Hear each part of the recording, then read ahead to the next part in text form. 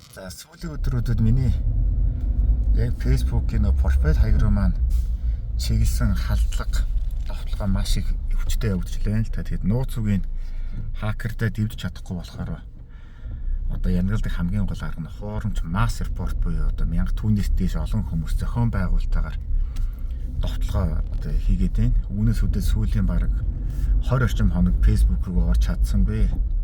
Гэхдээ Аз болоход нөө яг ховын хаяг маань болохоор цөөхөн даах хэрэгтэй нэг 40 хэдэн мянган даах хэрэгтэйсэн болохоор бол ингээд нэг хов хаяг болохоор тийм ийм масс репортыг даадгүй юм бэ. Харин нэг пэйж хуудас маань бол ямар ч асуудалгүй хэвээрээ байгаа. Та бүхний мэдээлэл авчихсан.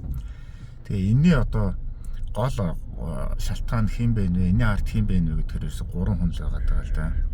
Нэгдүгээрт нь болохоор энэ гадаад харилцааны цай дээр ажиллаж байсан Бац эцэг гэж одоо авгаа байгаа. За энэ хүний бол бүх одоо авилга албан тушаалын гэмт хэргийг нь бол миний бие нотлох байрантаар гаргасан. За тэгэд энэ хүний өгж байгаа хариу тайлбар нь болохоор маш өрөвдөлттэй юм билээ л дээ зайлвал. Би тэр компаниудаас бүгднгээс нь тодорхойлт авчихсан. Наадтай ямар ч хамаарлаггүй гэдэг дэмэд онгоцсон байна лээ. Тэгээд хамааралтай гэдгийг наа хүн чинь өөрөө одоо өнгөрсөн 2 дугаар сард Альтай тэмцэх газарт гаргаж өгсөн компани дээрээ одоо би бол одоо энэ EcoPack компани одоо хувьцаа эзэмшин муу юм гэдэг Альтай тэмцэх газарт гаргачихсан. За тэр Аз хор мөнхийн үсэг бүгдийн одоо энэ бол одоо миний хувьцаа эзэмшдэг компани муу юм гэдэг өөрийнхөө гараар өөрөө бичиж Альтай тэмцэх газарт өгсөн хөрөнгө оруулалтын төлөвлөгөөд тусгачаад одоо эдгээр компаниудад хамааралгүй гэдэг тодорхойл байшаад ингээ балаар явж байгаа байхгүй юу? Энэ бол худлаа. Харин Батцэг сайдын хөрөнгө оруулалтын мэдүүлэгт нь багтаагүй нэг компани гэдэг нь болохоор нөгөө Jordan Top-ын Trade гэдэг компани. За энэ компани зүгээс бол Батцэг сайд нь одоо манай компанид ямар ч хамааралгүй юм а гэдэг зүйлийг бол захирал сууд маань гаргасан байлээ. Бичиж өгсөн юм байлээ. Тэгэхдээ энэ дээр нэг асуудал байгаа. Би нөгөө хамгийн сүүлийн нэвтрүүлэг дээр гаргасан шүү дээ. 2024 оны улсын хурлын сонгуульд Батцгийг нэр дэвшиж явах үед нэг 100 хэдэн хүн жилүүдээ хандуу өргсөн байдаг юм байл.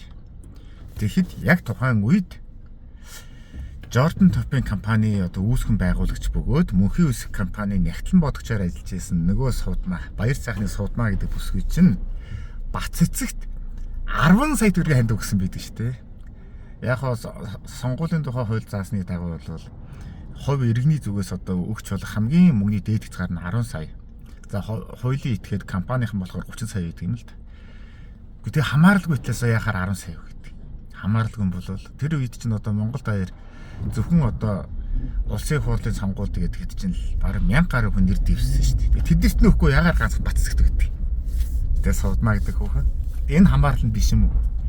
Орон нутгийн сонгуульд тухайд болсон бас нэг 20 орчим мянган хүн нэр дэвшсэн. Тэднэрт нь нэг төгрөгийн хандаа өгөөгүй гэж Батцэг ганцаараа өгдөг ямар учир вэ?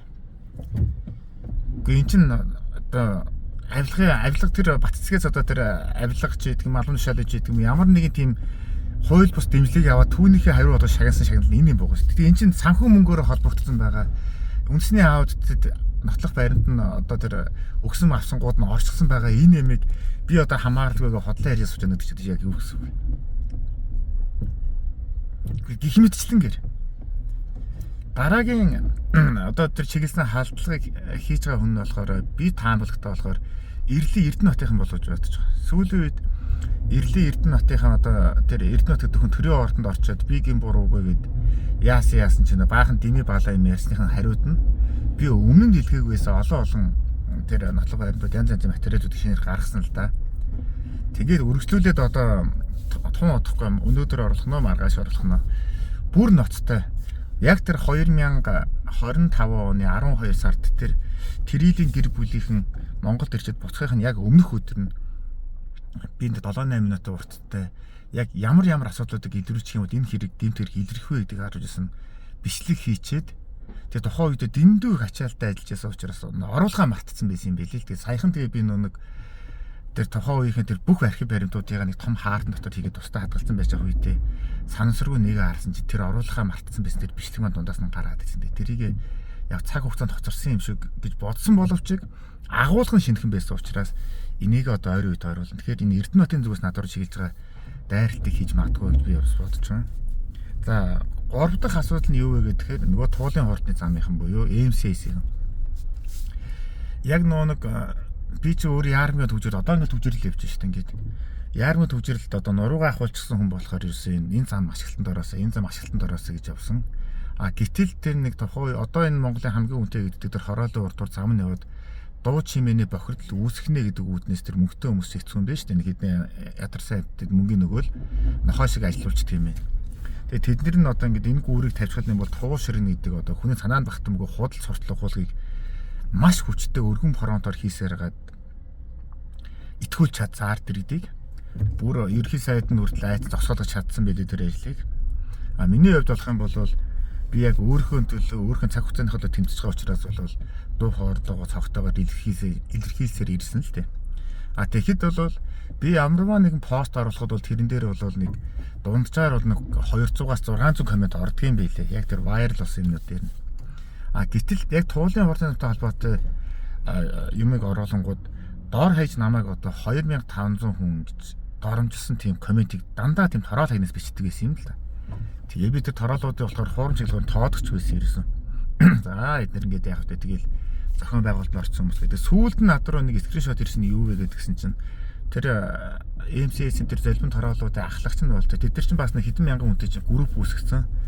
Тэгээл намайг тэр туултай холбоотой пост харуулангууд нөгөө гуйлахчийнхаа доор одоо цөмөр алаадаг наатахаа бувшлаадаг гэдэг тийм тэр одоо тэр нэг групп шат руугаа тийм оруулцгаал тэгээ тэнд нь идэг тэр олон мянган гишүүд нь нэгэн зэрэг зохион байгуулалтаагаар над руу тийж дайрдаг гэснийг нь мэдсэн. Тэр хүмүүс нь л бас ингэж бөөнөрөө хуурж massive support-ийг явуулаад миний профайл хагийг штэ хааж одоо хаахч байхтэй зайлвал нэг хяналтанд оруулж чадаад идэг. Тэрний гараар хүн шалгадаг учраас 5-7 хоног яадаг. Гэхдээ миний профайлыг хаалаа гэхдээ миний пэйжийг хааж чадахгүй. YouTube-ыг хааж чадахгүй, юуг хааж чадахгүй, X-ийг хааж чадахгүй. Тэгэхээр бол миний амыг амжихгүй боломж байхгүй. Тэгээ юм бичлэгээ та үдчихэж яана гэдэг чинь бол би амьд байна л гэсэн үг байхгүй юу. Тэгээд ер нь ийм хүчтэй, мөнгөтэй ийм одоо хүмүүс чинь актер юм бэ. Манютига бол яг зөв ингээд англаад ингээд нэг хорлоод байдаг боловч жирийн хүмүүсийг бол тэр олон мянгаараа тэрийг дормжлоо комент бичээд ингээд бүүлийдээ хаяг маяг хаачаар тэд нар чи айгаа дахиж дуурч чадхаа болж тэл юм билээ л тий. Тэгээд одоо энэ Баццэгтэй холбоотой асуудал, юутай холбоотой, Эрдэнэттэй холбоотой асуудал, энэ туултай холбоотой асуудал дээр би бол хэлье. Та нар намайг бол дийлэхгүй. Би бол болохгүй, би зогсохгүй гэдэл хэлмээр байна.